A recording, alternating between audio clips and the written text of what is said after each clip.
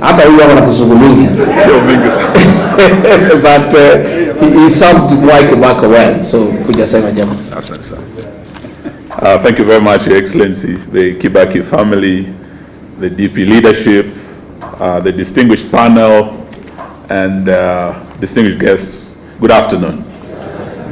Let me start by thanking the Kibaki family and also the DP leadership for giving us the opportunity to be here today to remember a great leader. And as His Excellency has said, I think he's the most consequential leader of our republic. And as we remember him today, we remember words of a wise man who said that sometimes we are all warmed by fires we did not light, and we drink from wells we did not dig.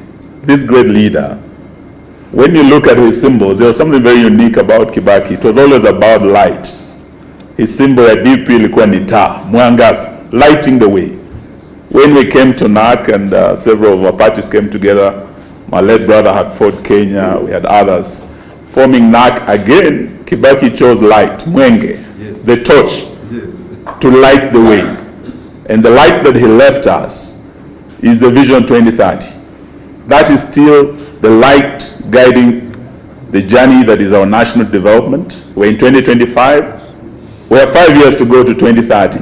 So as we meet here today as leaders, let us start thinking about another light, that from 2027, as we form the next government, we can have a leadership that can light another light beyond 2030, beyond Africa Agenda 2063. And I see that leadership in this room. I see the next government in this room. I thank the organizers for choosing this historic venue. Mwai Kibaki once met here with his friend Wamalwa Kijana and his other friend Charity Ngilu. The late Kihika Kimani asked, ni nini wanaume wawili wanafanya na mwanamke mmoja kwa hoteli? Kumbe Kibaki was forming the next government. Yes. So those of you who are here, Kibaki's friends, let us look at this as a 202 moment. Let us drink from this well of inspiration, and let us be inspired to save our country, because apart from Vision 2030, the greatest legacy left us was the Constitution.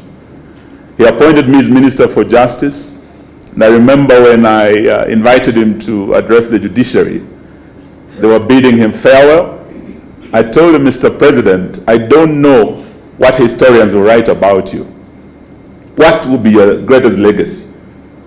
They would have a hard time because they would wonder whether free primary education was your greatest legacy. They would wonder whether the phenomenal infrastructure development was your greatest legacy. But I told him, Your Excellency, I think your greatest legacy will be the Constitution 2010. All we need to do as a country is to remain and to protect that Constitution and to implement it fully and faithfully. It's being violated time and again. It was violated last year on the 25th of June when young people, the Gen Z, were slaughtered, demanding for accountability, good governance, and an end to corruption. Yesterday I was in Nakuru as a lawyer acting for Teargassed. We are not talking about the Gen Z. This is the Gen Alpha. Kids, children being tear-gassed, being injured, being denied one of the most fundamental freedoms in that Constitution, freedom of expression. A child should be allowed to express themselves freely, not as a favor from the state, but it is a constitutional protection of our children, nationally and internationally.